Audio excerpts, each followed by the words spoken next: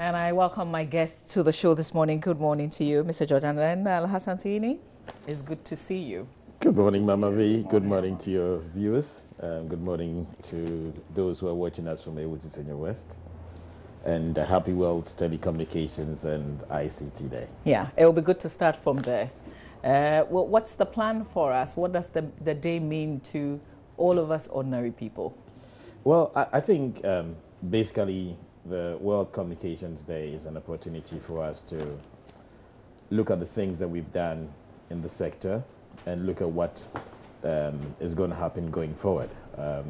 As far as telecommunications infrastructure is concerned, I think it's one sector that, if you take Ghana, you can say that various administrations, I mean both NDC and NPP, have laid the proper infrastructure as far as the proper steps or the foundations as far as infrastructure and policy are concerned. And so this is an area that I think that we will commend both administrations and the good people of Ghana. It's a very vibrant industry. The most exciting thing is that going forward, there's going to be a lot of innovation, there's going to be a lot of connection, there's going to be a lot of technology that's going to drive every aspect of our lifestyle. I mean, we're going to play smart, we're going to work smart. So if you take from e-commerce, if you take from entertainment, you take from health, you take from agric, there's ICT as the bedrock for which all these other industries are going to grow. And I think that as far as Ghana is concerned, the big thing is about data. Data is the next big thing that's going to happen to Ghana, and we have the right infrastructure, we have the right players, and the market is going to see that boom, and of course Ghanaians as a whole are going to enjoy. So what's going to happen today? Well, today there's a function at the NCA. There's going to be a flag raising ceremony, and there's going to be a forum. So there's going to be the talk, there's going to be a media engagement, and of course the right things that are happening in the industry going for the new things going forward are going to be discussed at the NCA today. You mentioned the NCA. I didn't want to take you there, but yesterday the Daily Guide had some news on the NCA about some misappropriation of funds meant for the purchase of something diverted to individual accounts. It's unfortunate that when we should be celebrating positive things within the industry, we are hit with sad news. That said, we're all aware that the president has said that due process will always be followed.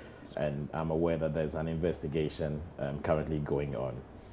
Of course, after the investigation and the full facts are disclosed, we'll be able to come up with an opinion on what the issue is. But that said, nobody who's placed in a position of leadership to serve should abuse those opportunities, and the president has made that very clear. So are people refunding monies that... Well, I mean, so Alhaji and I were discussing it before the show. Okay. That there's a report that the people said, okay, they will refund. But I think that we should be a bit patient. Let us wait for the full investigation to take place. There's an allegation. We are quite disappointed that people that are placed in the positions of authority would involve themselves in such a reported activity. But let's wait for the full facts. So officially there's an investigation ongoing? Yes, there is. On exactly what? On exactly what you have heard and what you have read. That there was supposed to be some equipment that were purchased. There's suspicion that the funds were diverted to certain individuals who were placed in authority. And there's an investigation ongoing. There's a report that some of these individuals have agreed to refund the money. As to why they want to refund the money, would wait for the full investigations to come on. But that said, I mean, we should all as Ghanaians show clearly that we take a stand against corruption. We should all as Ghanaians say that we take a stand against poor governance. Okay, and let us encourage good things to happen. We have a lot of good things, a lot of positive things that are happening in Ghana. Let's focus today, World Telecommunications Day.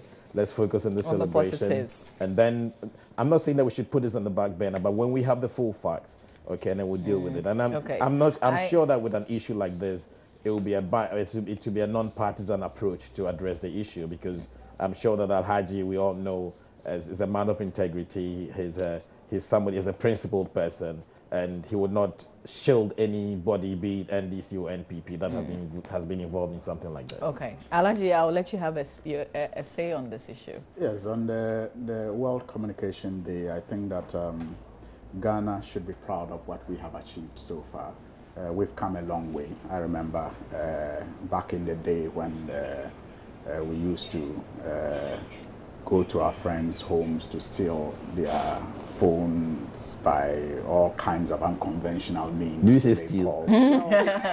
Just to be mischievous. Borrow. We used to, because their parents, this is something that every child, I'm sure, has done mischievously. Parents used to lock their phones. They had this box, they will lock it in, but you still found a way of tapping the thing and making your call all that. And others will also tell you how people used to queue for days in areas such as the circle or post offices just to send a telegram or make a phone call. Yeah. And today we sleep with our phones. Yeah. We came to the payphone as well. Exactly. Where you had to the payphone where you had to get a scratch card. Yeah. I remember those days, if you were in school, especially boarding school, and you did not have a payphone close to your school, then you had to go to the post office, the town's post office to make a call. And students used to, agitate for payphones to be put around their schools. I mean, now we have gone past that, and these days, maybe if you even tell your children about payphones and all that, they find it to be awkward. But we've gone through it, and so we've come a long way. And I think that we need to commend ourselves as we mark World Communication Day for what we have achieved, but also look ahead because there are innovations every day in the communication sector, and communication is driving the world market today. And it is good that as a country we have prioritized that, especially in the area of infrastructure. I remember how the previous government laid the fiber optic line almost throughout the whole country, where you can now access internet wherever you are, and I think that is commendable. Now we also have to look at the new innovations that have come up, and expect that this current government will also take it to another level. The only sad part for me is the fact that we do not have an indigenous Ghanaian company in that very vibrant market of telecommunication. Today, does it matter? It does, because you see, you're talking about trade. You're talking about a situation where I am sure he will know, and especially now that he is in government, he will come to appreciate it. When we even complain about the performance of our city, it has to do largely with the operations of some of these But we have a stake in Vodafone.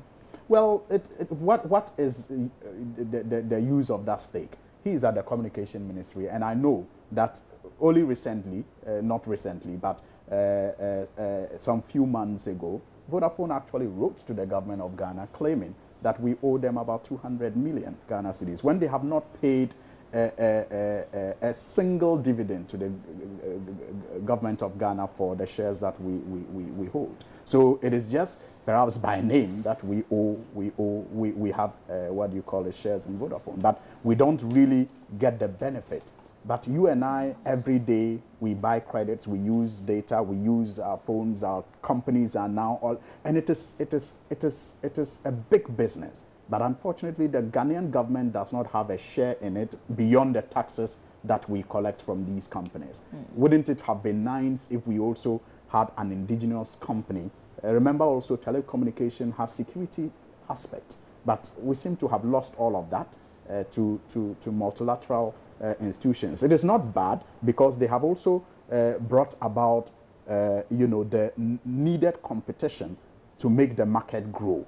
But I'm saying that it would have been nice if we had an indigenous company also participating in that market, and like you have in other countries, like this is a South African SACOM or something, and you also have like in Dubai, you have the Emirates in the aviation sector. And many, it just gives your company that pride, and also apart from that pride, your company also has a market share in that. It's not like we haven't tried. We've been there before. It didn't quite work, did it? Well, at the time, the infrastructure was not as good as we have done now. So perhaps you can forgive you know, the people who were there then, even as we condemn some of their bad practices that we are all aware of and you can't make excuses for. Because those were the things that led to situations where governments had to consider divesting our stake in these companies. Well, but I think that we have also had indigenous companies in other sectors that have proven that if you have capable managers in charge, they will bring the right attitude to play for things to happen. So maybe let me just provide let me just add a bit. It's not entirely true that indigenous Ghanaian companies haven't been given the opportunity to participate in the industry. Maybe if you say that indigenous Ghanaian players being currently very active in the industry, then yes, you may have a point. Said, yeah. But they've been given the opportunities because I'm sure that you're all aware that the recent licenses that were issued to Gold Key and Surfline and stuff like that, the criteria was clear that they were looking at local content. The issue is that it's an extremely difficult terrain, and it's about having the right kind of management and having the right value proposition, of course, with the right financing. It's extremely difficult to run a telco when you have a situation where you have unreliable power supply or you have extremely high costs of electricity.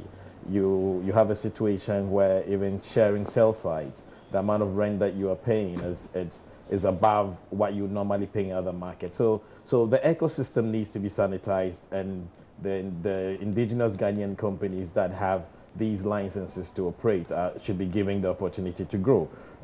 Like we all saying, I mean, data is the way forward. Personally, the next 10 years, I don't see voice as a product or service that will be sold for value. I see that more as a value-added service that would ride on the back of data products and services. So if these indigenous Ghanaian companies have licenses to operate data networks, then it means that they are in good stead. If they have the right financing, if we have the right policies and guidelines, they have the right management leadership that he's been talking about. And of course, I think that there will be some partnerships going forward. So like my colleague has said, it's going to be exciting times going forward.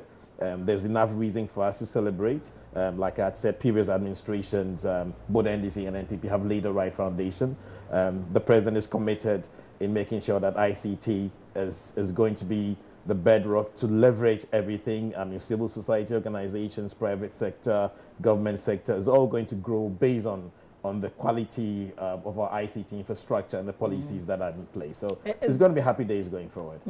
Is there, I'm told that Vodafone recently launched a new product that will allow people who are visually impaired to also be able to have yes, indeed, access. indeed. But Yeah. is there a way to let everybody else also, have products like that?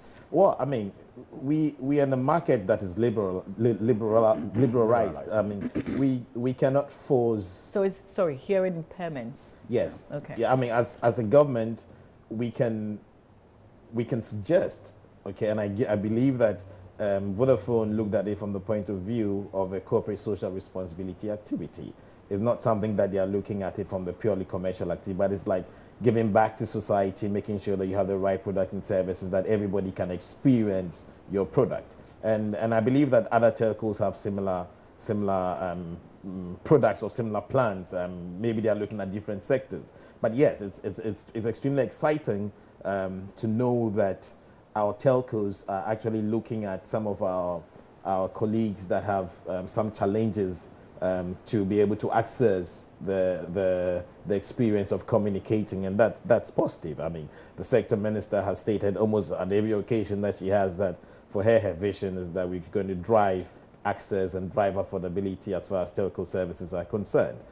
So we are looking at opportunities to be able to drive down the cost of data. We are looking at opportunities to drive access to make sure that within the license provisions, all these telcos and all these organizations are delivering on their mandate, and that we are driving access, especially to the underserved community, so that Ghana is connected as a whole. So the two key things are access and affordability as far as telco is concerned, and that's going to drive innovation, it's going to drive tech connection with technology going forward. Okay, all right. I just want to clarify that I agree with him that indeed many Ghanaian companies have had the opportunity before. Some still have the opportunities now. And he is right again when he talks about the deliberate move in the last couple of years to license indigenous companies to participate in the data market. BZ and others all got their licenses as a result of that deliberate, move to encourage local participation. But my sadness was as a result of our inability to have a giant player. And when you are going to name the companies that are playing lead roles in the sector today, we do not have one that is an indigenous Ghanaian company. I didn't mean that we haven't given the opportunity. In fact, until Vodafone, Ghana Telecom became Vodafone, it was Ghana Telecom. And so that was an indigenous company. And perhaps at the time they could not stand the competition, and even as they operated as Ghana Telecom, MTN and others had the market share. But Vodafone seemed to be eaten into MTN's market share since they came in, and it's a big player than what Ghana Telecom used to be today. But that still does not, that is still not an argument against indigenous participation. Okay. And I'm just sad that we don't have one. But I'm hoping that one of these companies that have been licensed now to operate data, especially, very soon will be the lead data provider in the country. Because elsewhere, data is what is used more. I found a magazine some time ago on a flight, and it did the analysis to show that Africans use more voice than data, and European countries tend to use more data than voice. And I just thought that it spoke to how we like to talk. No, but that trend is changing. Yeah. Okay, and I mean there are a lot of things that are going to drive the use of data. I mean, the devices are there. The devices need to be devices that are compatible with data. And strong internet connectivity as well. Where I live, that's I don't have good internet connectivity. Okay, that's the access that, all these companies are aware that data is the way going forward. Yeah. And in fact, globally, it's accepted that Africa is going to be the biggest market going forward as far as telco experience is concerned. I want us to turn our attention to energy, but just the very last thing, if I have, where I live, if I don't have strong internet connectivity, what can the ministry do to help me? Can I call and lodge a complaint? There are two things. I think the NCA has a hotline number that wherever you're having a bad customer experience, you can call the hotline. Before we end the program, I'll try and find that number for you. But whichever service provider that you are on, I think the first point of call would be... I have tried, it hasn't worked. Which service provider is that? MTN.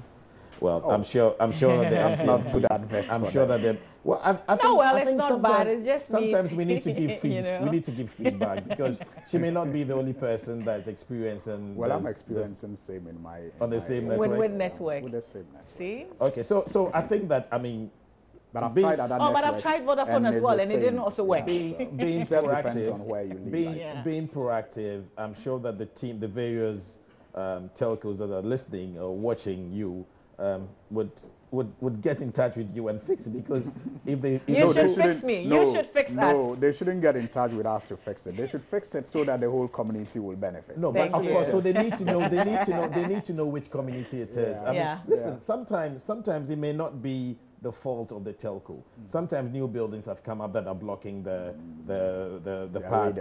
part of the network, and so they need to know exactly where the challenge is, and then they should be able to take it up. But I'm sure that next time we appear on this show, you'd have said that you're getting a good experience on. I'll share it on whichever preferred network you go on. You know, on whichever preferred network you go on. He's still marketing. Well, I'm marketing for Ghana.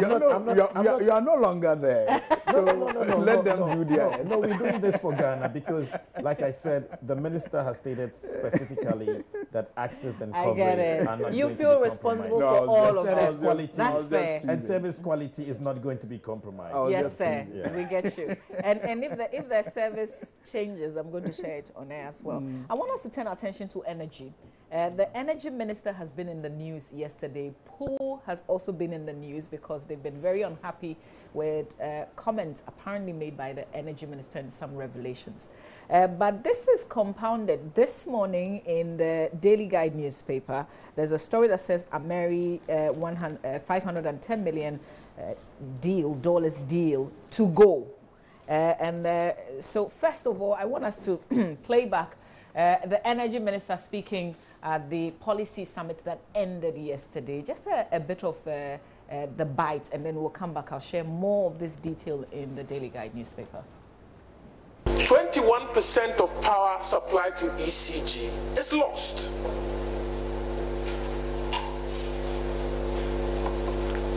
Every percentage point of power lost is the equivalent of 60 million cedis.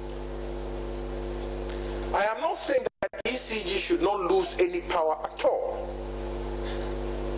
Technical losses you can't do anything about. It is in the nature of the beast. But to lose 21% of what you are given to sell, by definition, ipso facto makes you unprofitable. We need to fix that.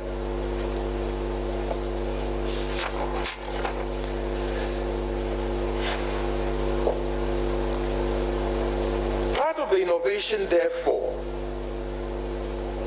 as we improve the reliability and availability of power, is to fix the balance sheet of our distribution entities, NETCO, ECG. I would challenge all of you to go look at the balance sheet or the financials, audited financials of those two companies. The last time I checked, ECG, for example, had a negative working capital of 2 billion cedis. I didn't say million, 2 billion cedis negative working capital. It tells you that your receivables are more than your payables. But it also tells you a story that any receivable aged past 180 days is a write-off. And some of these receivables, I dare say, go back to 6 years.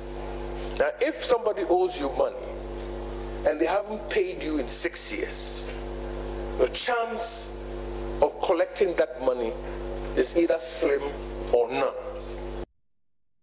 All right, we know that the ECG workers very unhappy about the comments of the Energy Minister. They've described it as regrettable and unfortunate claims by the Energy Minister about inefficiencies at the state electricity company. In a statement released to the media on Tuesday, signed by General Secretary of POO, Michael Edumata Nyantechi, the workers made a number of counter-claims on the piling debts blamed on the faulty metering system and avoidable employee recklessness. POO says it is not supported by the facts on the ground. On the contrary, it says ECG's current average weekly collection is almost 104 million cedis as against a target of 130 million cedis. Now, if you look at the figures, it means they're doing well. And we know some state institutions owe the ECG so much. They say MMDAs and the Ghana Water Company Limited, which are state entities, they owe them a lot of money. So do we put all the blame on ECG? I mean, what's happening really? What do you intend to do as a government? You seem to be leading us with every comments by the Energy Minister. You're leading us somewhere. Why don't you just tell us? Well, I think the Energy Minister has basically said what we need to do. We need to be more efficient in terms of our collection of debt. And what the workers are saying is that the government is one of the biggest debtors. I believe that there was a time in the previous administration where there was a policy that was issued out that all government institutions should move to prepaid instead of postpaid. I believe that some of these measures should be able to address the efficiency of collecting the tariffs. That said, I think the Energy Minister has been blunt and laid the issue on the table. I would have preferred a situation where the workers would take the challenge and deliver on what is expected of them, rather than take the position where they feel like they have been, for want of a better word, they have been brushed in the face. Everybody can do more. I mean, I'm sure that all of us expect, or all of us would want to be better than we were yesterday. And I think that what the energy minister is doing is pushing them and trying to get more out of them. But if you look at the figures in terms of their debt collection on the face value, 104 as to a target of 130. Well, I mean, Mama V, I think the issue is that target that was set, is that target stretching enough? I mean, if there's a debt out there, is that target that was set stretching enough? I mean, we all work, or we've all worked in certain areas. Most of the time, even when you deliver on your target, you are just seeing as somebody that's done what is expected of you. Is when you over deliver on your target, that's when you sort of stand out. And I think that's what the energy minister is trying to get the workers to see. So this is to say we're selling off ECG, simple, right? I mean, shouldn't he just be saying what the previous administration was going to do anyway? I heard him say that. I'm not sure. But it looks like he's outlining all these things that we know already. These are issues that have been there. I think he has said what he has said. So what's the way forward? Well, beyond what he has said, I don't think I'm in a position to say what he hasn't said. I do not think that I heard him saying that ECG privatization is going to happen or is not going to happen.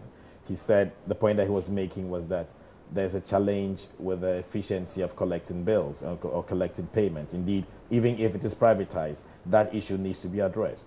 So, I mean, it's a baseline thing, it's a basic thing that needs to be addressed. And I think that as far as customer service is concerned, they also need to look at those opportunities. I've had an experience in my house where for the past month, I mean, it's been a tough challenge with my electricity. I mean, 1 month I'm paying a certain amount of money, the next month you top up, you show the card to the meter, and then it swallows all the units. And then they come and say that the meter is faulty.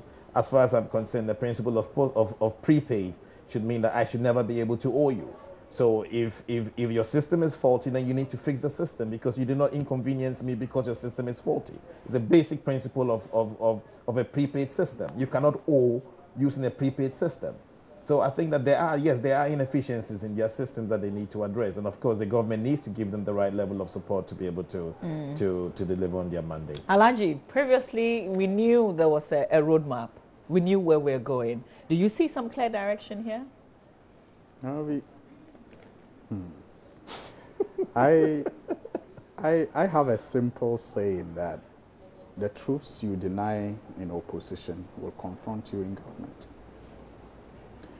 And our friends in government today have to learn fast and appreciate the fact that they are no longer on the campaign platform. The yogurt is hitting the fan now. And so the utterances have to be very measured.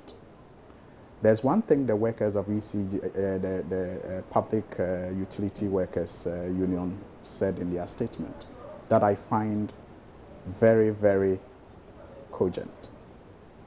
The President and the Finance Minister in the budget and in the State of Nation address revealed their intention about ECG. They said they were listing it on the stock exchange. Now, if you, the Minister of Energy, in preparation to list a company on the stock exchange, goes publicly to run it down the way he did, who are you expecting to buy the shares in that? So obviously that will not be a way out, then it won't be on the table. I'm not sure that's what they're looking at doing. You see, it's interesting that your takeout for what the minister said was preparing the ground for the sale, and his takeout seems to be... Let's just stick to the issues. I don't think that we should speculate. But let him land on this. I think he's going somewhere with this. Yes. You see, the president has a direction which has been communicated to Ghana through the finance minister. So that is government position. Yeah. But what I'm saying is that what the minister is doing will affect the position of government. Not in the way that government will not do what they intend to do, but in a way that government will not get maximum benefit from what they are going to do. Because if you are going to list a company on the stock exchange, you don't want the company to be in the news for negative reasons. My point is, are you sure they are still going to list? It is in the budget.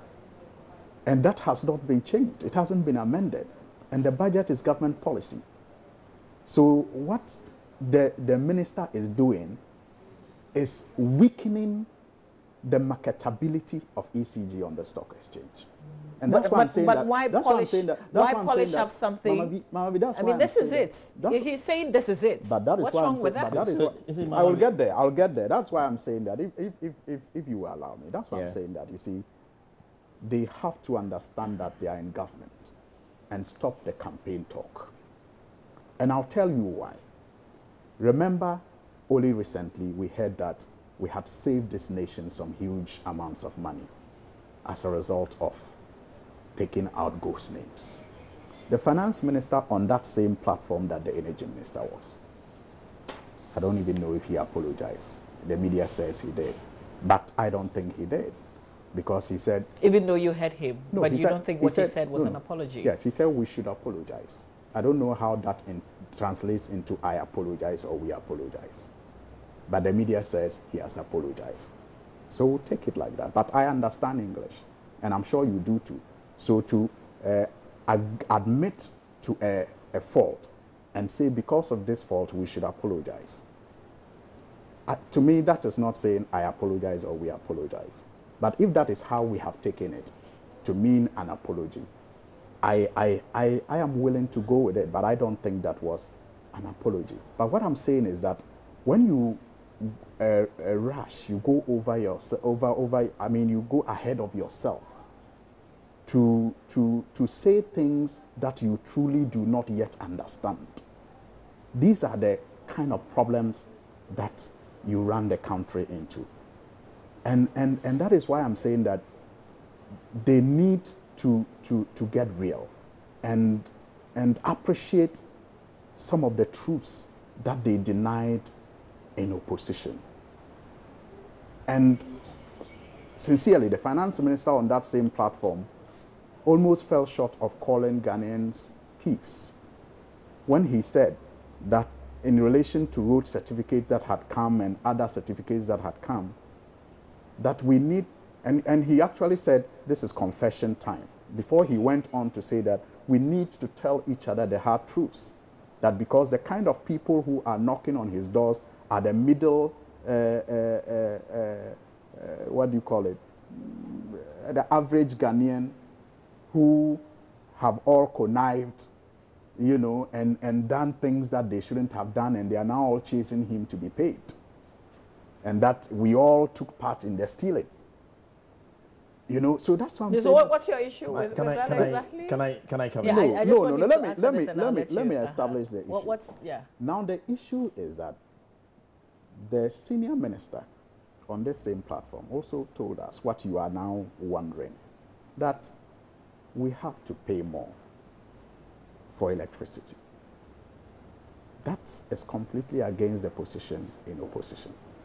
But that is the reality that was communicated initially, that they poo-pooed and talked about recklessness and incompetence and talked about how the money was in this country and we needed to just prioritize to give each other comfort. Now the president says we are broke. So you see, there are two legs to the point I am making. The first point is that when you are in government, you need to be careful with your pronouncements, because those pronouncements can hurt your own policies. That's the first one. Mm-hmm. The second one is the double standards that is beginning to show. The fact that the truths that were denied in opposition are now being admitted to and told back to us in government. George. I think Alhaji has a lot of time on his hands, and being in opposition, he's just looking for things to talk about. That's why you think. But is he not sharing reality? Usually when you're in opposition, you say all the things, and when you come into power, you say, oh, I didn't know this was the situation after all. Well, I don't think that we should continue doing things the way that they were done if we believe that those things are not right. And Alhaji is a very fine gentleman, and when You're he a talks, fine gentleman too. He I'm is. trying to be like, I'm trying to be as fine as you. No, he is the boss. And when we go like the NPP still feels like they're on a campaign trail, and they are talking like they're on a campaign. I mean, it's really not the way to go going forward. We are focused on fixing the economy, and in the last 100 days, there are a number of things that we have delivered on that all Ghanaians are aware of. Indeed, even just as yesterday, our debt to GDP ratio had come down a year ago position from 73% to 62%. I'm not sure that this could be something that could have been delivered by a government that doesn't understand the issues. Mama V, if I am going to sell my car to you and the upholstery in my car has a problem, and I start saying that the upholstery in my car has a problem, so I'm going to fix the upholstery in my car, I'm not sure that that is a position that would make my car unsellable. I think that when I fix the upholstery in my car, I can then be able to charge an appreciable price for the car that I'm selling to you, because the total value of the package that I'm delivering to you becomes much more significant than a situation where there are issues with the asset that I'm transferring to you. This is basic common sense. So I don't see how the Minister of Energy stating or challenging the workers of ECG to collect more of their debt in the system is a situation that goes against the policy of what the government is looking at. Clearly, if you don't understand the issues, you misunderstand what the total picture is. I hope you get the point that I'm trying to make. I disagree. You see, Okay, but you asked a question. You interrupted me and I allowed you to go this far. So let me get you a question. Do you want a response to the question you asked? I want a response. Okay, please. No, I was asking you. Oh, for me? Yes, I was asking you. Yes. He's not answering questions. No. Okay, then land so that you can come in. Yes. Okay. So for me, the basic principle is that there's a known fact that there's a challenge in debt collection. Okay, we need to fix that challenge even before we offer the product or the service out on the market. So he's outlining to fix. Yes. Okay, and that is how I see it. Okay, and like I had said, there over the past, I mean, we've been in power for almost just about 4 months now. Okay, there are things that we have delivered on, and if you go out to the streets and you talk to the average Ghanaian, he'll be honest with you and tell you that his lifestyle has improved. Really? And as far as the energy situation is concerned, we've delivered. Yesterday I didn't have electricity from 6 to 6. It is not an issue of I wonder if load shedding is back. It's one of the things I was going to ask today. More people demonstrated yesterday because of high utility. I just told you what the debt to GDP ratio was a year ago and what it is today.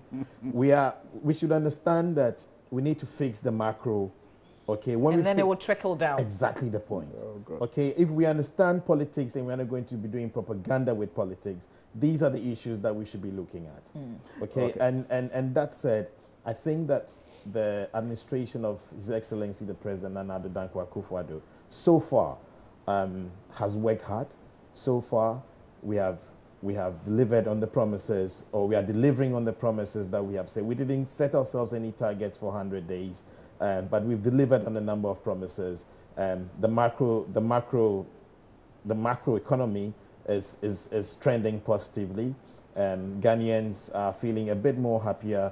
Ghanaians are feeling a bit more relaxed. We are not saying that we have finished delivering on our promises, but we have started. Okay. I mean, over the past 2 days, there's been a national policy summit where each of the sectors in Ghana have come and have outlined their plans. Okay, so we should understand that it is a process. Okay, I was reading a story where the wife of the founder of the NDC was saying that you don't mess up an economy, you don't use 8 years to mess up an economy and you expect Nana to use 100 days to fix the economy. And I thought that there will be no better explanation, or there will be no better response to what the NDC are saying. But that's it. Let us move beyond this bashing and let us together work towards building a Ghana delivering on the change, creating proper opportunities that will create jobs and equal opportunities for all. And that's what we are looking at. Alaji, you wanted to make an intervention? Yes, the first thing is that the claim that he was just highlighting the problem to fix it cannot be accurate, because the workers say he wasn't accurate in his narration of what the problem is. So if that is the case, then we are in trouble. If the minister does not even understand the problem, then I am afraid finding the solution is going to be difficult, because the workers say his narration, if that is his understanding of the problem, is wrong. The previous government didn't quite agree with the workers. No. The workers don't quite agree with this administration. No. Shouldn't we be looking at the workers now, perhaps? No. The previous government had issues with the workers in relation to going for a concession. They were against a privatization, and they thought that was going to lead to job losses. So the disagreement between the workers and the previous government at the time was the way forward, and not about the management of the institution. In relation to this particular argument, the disagreement they have with the minister is that the things he claimed are the challenges of the company are not accurately captured in what he said. So there's always been an issue with indebtedness and how ECG is able to or not collect debts. That's always been that issue, yes. But what I'm saying is that in order to deal with that, the previous government, working with other international agencies, came up with the idea of,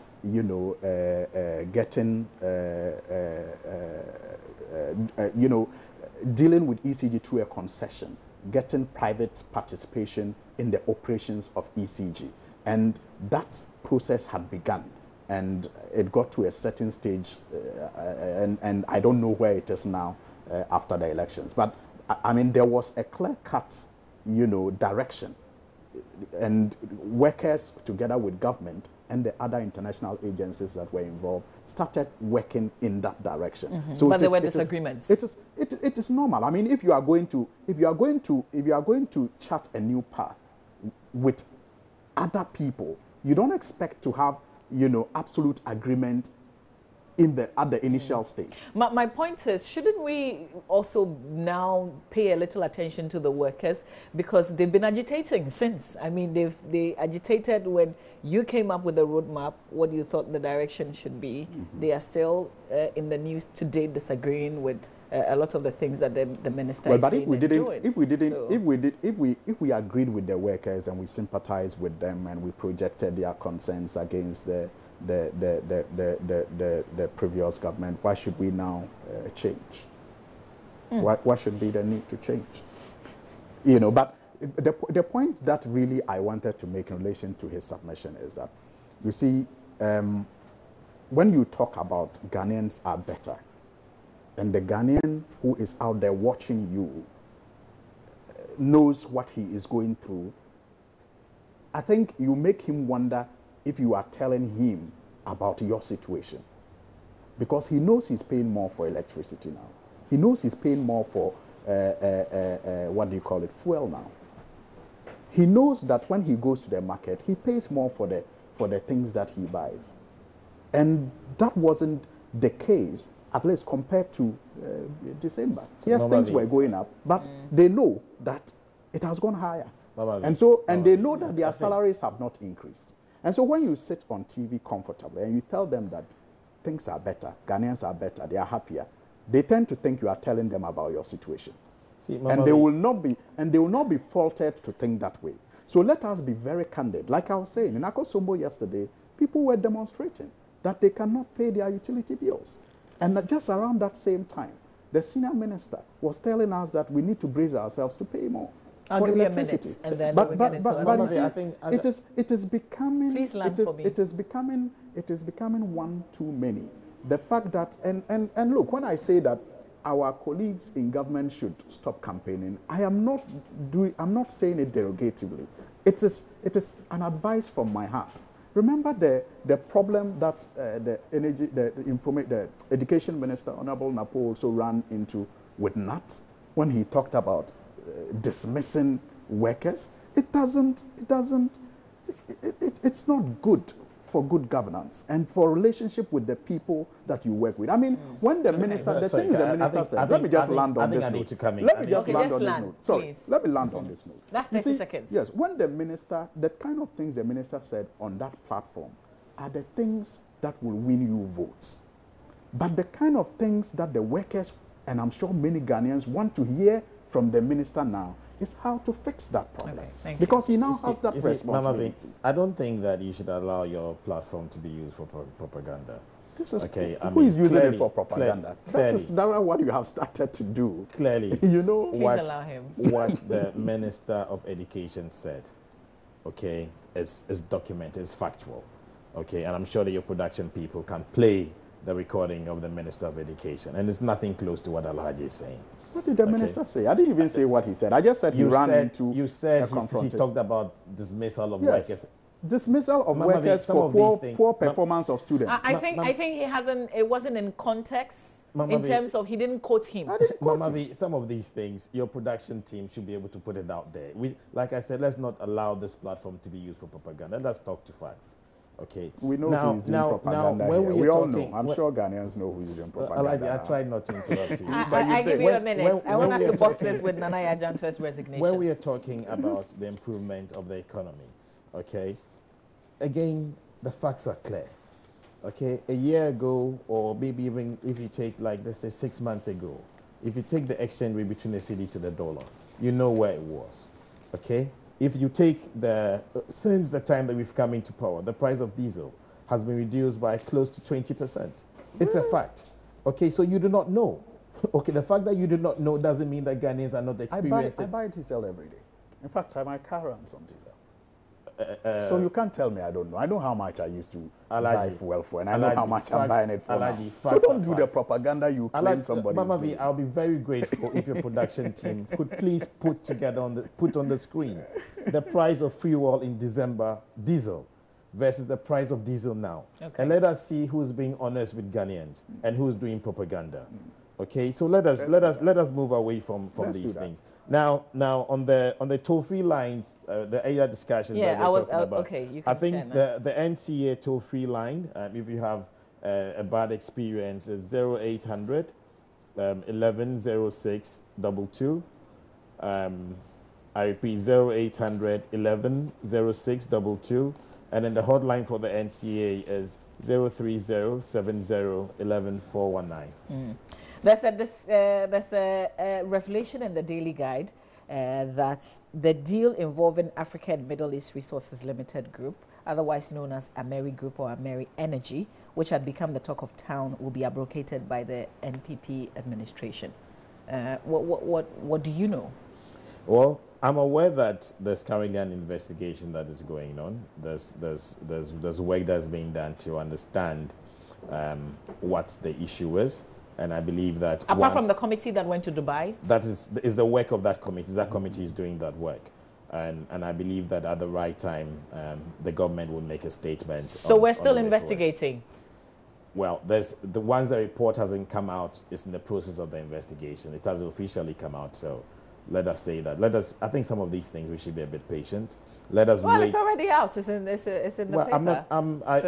I believe that you respect the position that I will talk to issues that are released by government. Definitely. I will not talk to speculations that are out there. It may be true, okay, but let us wait and follow due process. I'll be quite interested to talk about the issue of Occupy Ghana petitioning the Attorney General. We will talk about that, but this is what I'm talking about now. Well, with this one, let us wait. I mean, listen. You are aware that a lot of civil society organizations have stated clearly that this deal doesn't quite cut well, and I'm sure that you've seen snippets of the report that Ghana did not receive value for money for this deal.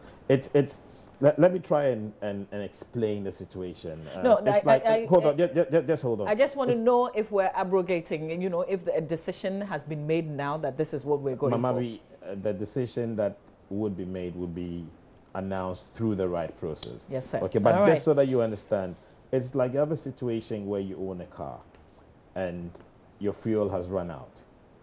Instead of deciding to buy fuel to put inside your car and drive, you decide to park your car and then go and buy another car that is already filled at an extremely high price.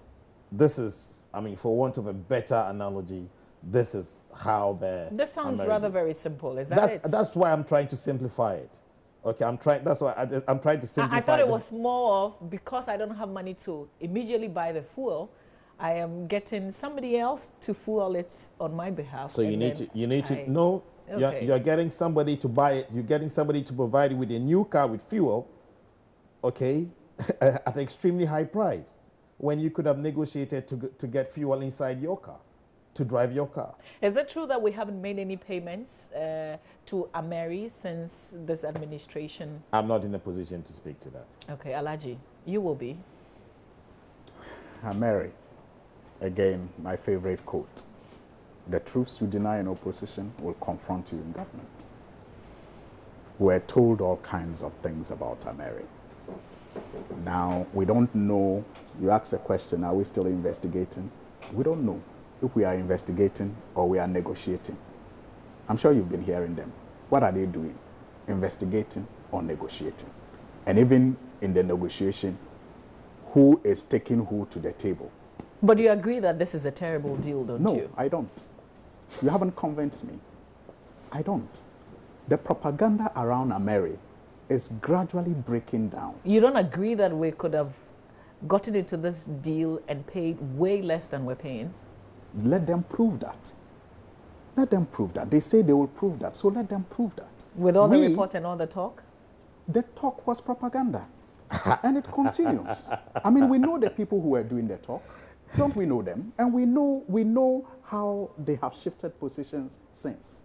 But what I'm saying is that the ball is in their court. We, as a government at the time, thought this was the best deal we could get. And that is how come we got it, especially under the circumstances that, you know, we were operating. You had a situation, and he was talking about a car. I mean, today, if you hold money and you go to any of the car dealers and you want to pay cash down, the price they will sell a car to you will be different from the price they will sell to me if I tell them to give me the car and I'll pay in 15 years. It's going to be different. And so the fact that the market price is this, and then you are paying this for this amount for it, does not immediately mean that you are corrupt. Do you agree with the scenario he painted, where you run out of fuel, you park your car, and then you go for a new car that's been fueled? Did we have plants that were running at the time of the emergency, when we were all crying doomsor, doomsor? Did we have plants that were not, that just needed fuel to run at the time, that we didn't buy fuel and we rather went to get this? Yes, did we? Did. Which plants at the time were up and running? We did not have a standby plant. The plants that were on standby were either being serviced or they were going to, you used to hear them. So doing away with the middle person, we could have still been able to reach an agreement and paid less. Why did we? Why are we dealing with a middle person? Who is the middle person? The middle person is not doing anything. Who is the middle person? What is Ameri doing really? Ameri is financing the deal. The company that the company that is selling is not selling on credit. But we're paying to Ameri to pay. Because the company that is selling the product is not selling on credit. You don't have the money to buy it. It's just, for example, you want to buy a car. Okay? The car dealership is not selling on credit. And I say that, look, I have money to pay cash down for you to get the car. So if you are paying the car dealer through me, is that criminal? You see, let us. I'm simplifying it for you. The thing is not calling it criminal. Yes. But you see, but the question somebody will ask is, but why didn't Mama V just go to the car dealership to buy the car? But Mama V didn't have the money to pay. But Mama V needed the car. It was an emergency. And so Suhini had the money and decided to pay and charge you for it. Our cost. Yes, and charge you, because I am not a philanthropist. I'm also a businessman. Okay, do you understand me? I think that some of these issues, I may be simplifying it. Let's be patient and but get you the see, report. I think the two scenarios that both of you have given. Yes, we have all simplified it. But you see, I know it is more complicated than that. But because he used that simple explanation, I also had to use that same simple logic, so that we see that we may be just pursuing some wild geese here. Because fact of the matter So there's nothing in this? I'm not saying there's Nobody's nothing. sitting here in Ghana and doing no work but receiving a big part of the money that we pay to Ameri every month. Let them prove it. We are saying that this was the best deal we could get for Ghana. And indeed, when it came, it solved the energy crisis, or at least it ameliorated it.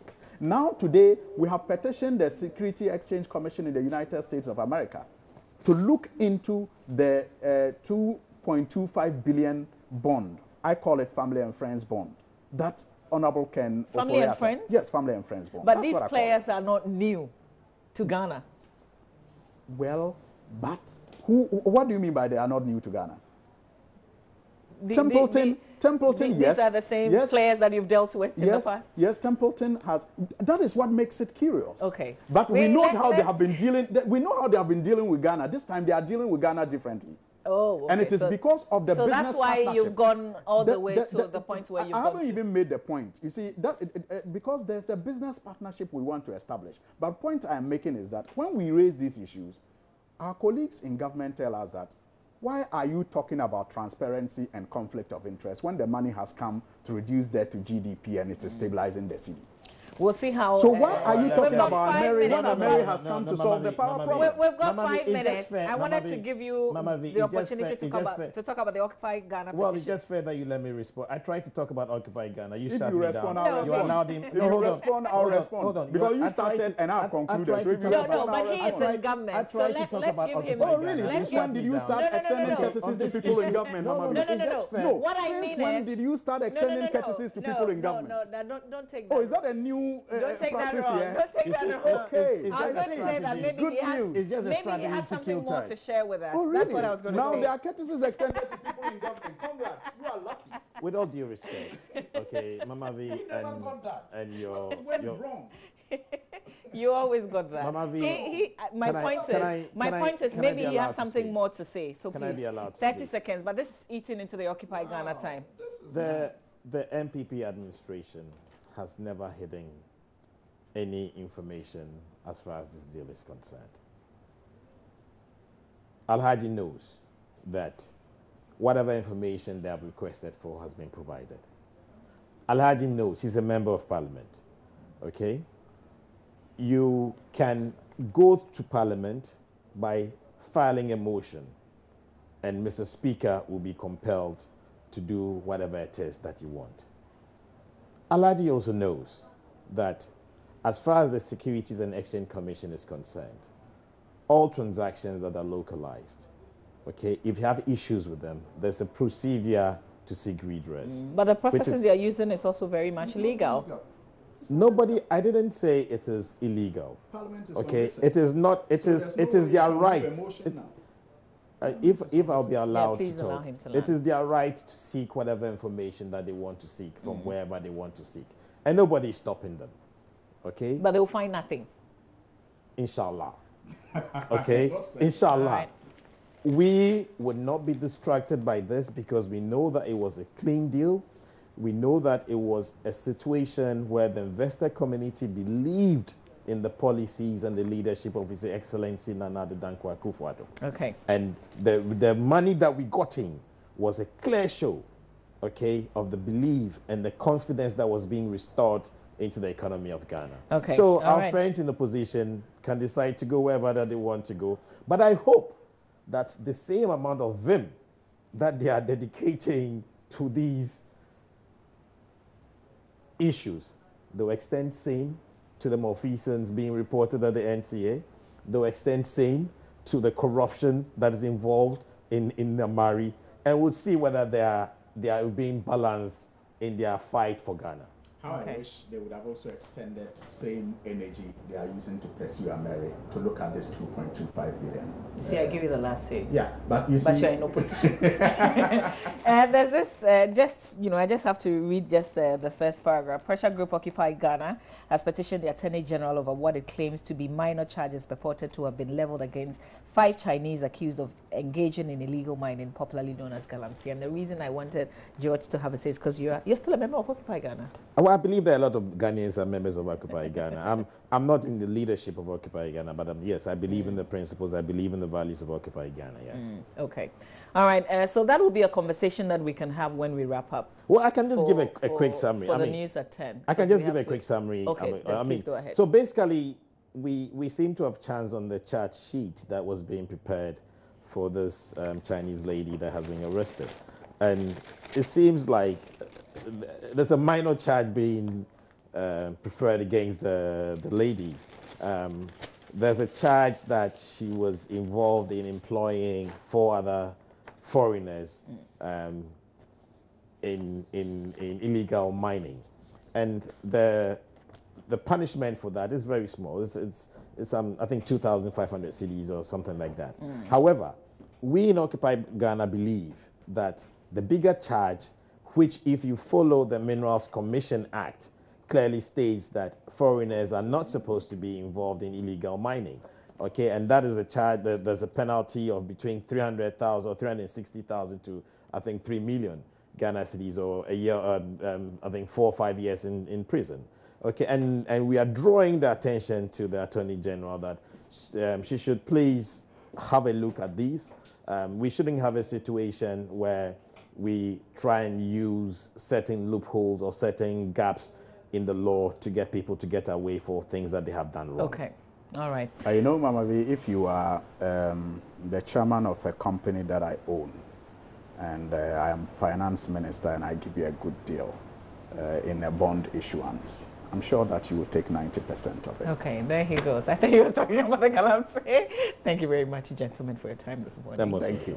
Grateful for, and let's celebrate World Telecommunications and let's celebrate it by solving my internet connectivity issue where I live.